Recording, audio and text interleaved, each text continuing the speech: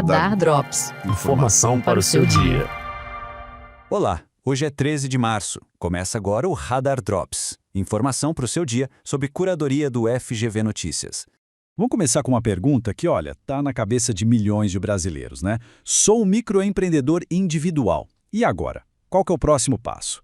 Bom, uma nova pesquisa do Sebrae, em parceria com a Fundação Getúlio Vargas, joga uma luz justamente nesse momento tão decisivo, a hora de crescer.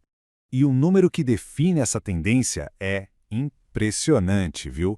Quase metade, 45% dos MEIs no país já estão pensando em virar uma micro ou pequena empresa. É um sinal muito claro, né, da ambição que está movimentando a nossa economia. Mas afinal, o que está por trás dessa decisão? Pois é, a pesquisa mostra que é uma verdadeira encruzilhada. De um lado, o que empurra para a mudança é o sucesso. Aumento nas vendas, a chance de conseguir mais crédito, de atender mais clientes, são os principais motivos. Mas do outro lado tem a cautela, que dá aquela freada. Muita gente acha que o formato atual já está bom, que o negócio ainda está no comecinho, ou, claro, tem aquele medo de pagar mais imposto. É o famoso dilema entre querer crescer e querer segurança.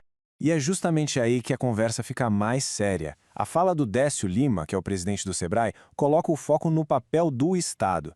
Quer dizer, não adianta só ter gente querendo crescer. O governo precisa criar uma ponte segura para essa transição. É um desafio e tanto transformar todo esse potencial em crescimento de verdade para a economia do país. Ok, agora a gente sai do mundo dos negócios e vai direto para os corredores da justiça. O assunto aqui é um debate bem complexo que está ganhando cada vez mais força sobre sigilo profissional e segurança máxima nos presídios federais. A grande questão é a seguinte: conversas entre advogados e clientes de altíssimo risco devem ou não ser gravadas? É um tema delicado. A polêmica toda começou com uma decisão do STF que permitiu visitas sem gravação para um empresário. E agora? Agora detentos como Marcola, apontado como líder de uma grande facção, querem o mesmo direito. E isso coloca frente a frente o direito de defesa e a segurança nacional. E aí os dois lados batem de frente. De um lado, os advogados de defesa dizem que gravar as conversas viola o sigilo profissional, que é um direito constitucional, um pilar da advocacia. Do outro, a Secretaria Nacional de Políticas Penais, a Senapem, faz um alerta muito sério. Essas conversas sem monitoramento podem ser usadas para líderes de facções continuarem dando ordens de dentro da cadeia. A lei até permite o monitoramento, sabe?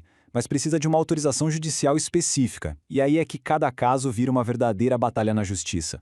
E olha que interessante a análise da professora Maíra Fernandes da FGV Rio. Ela aponta uma contradição bem no centro disso tudo, porque na teoria a regra deveria ser bem clara. Não se grava, é confidencial. Só que, na prática, principalmente nos presídios de segurança máxima, a história é outra. Isso mostra uma tensão que existe o tempo todo no nosso sistema de justiça. Um verdadeiro cabo de guerra entre o que diz a lei e as necessidades da segurança.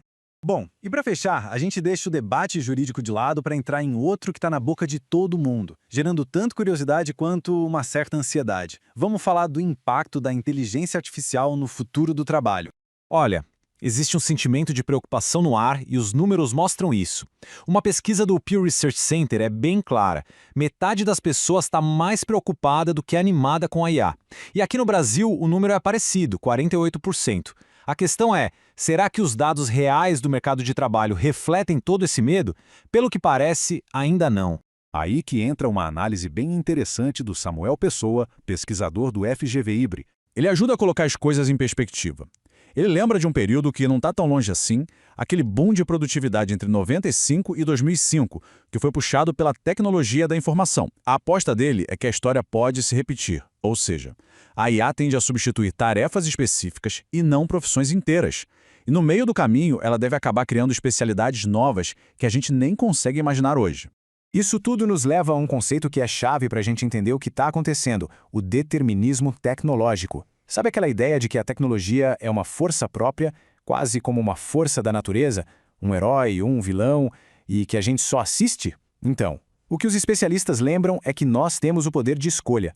É a sociedade que decide como essas ferramentas vão ser usadas. O futuro, no fim das contas, não está escrito em pedra.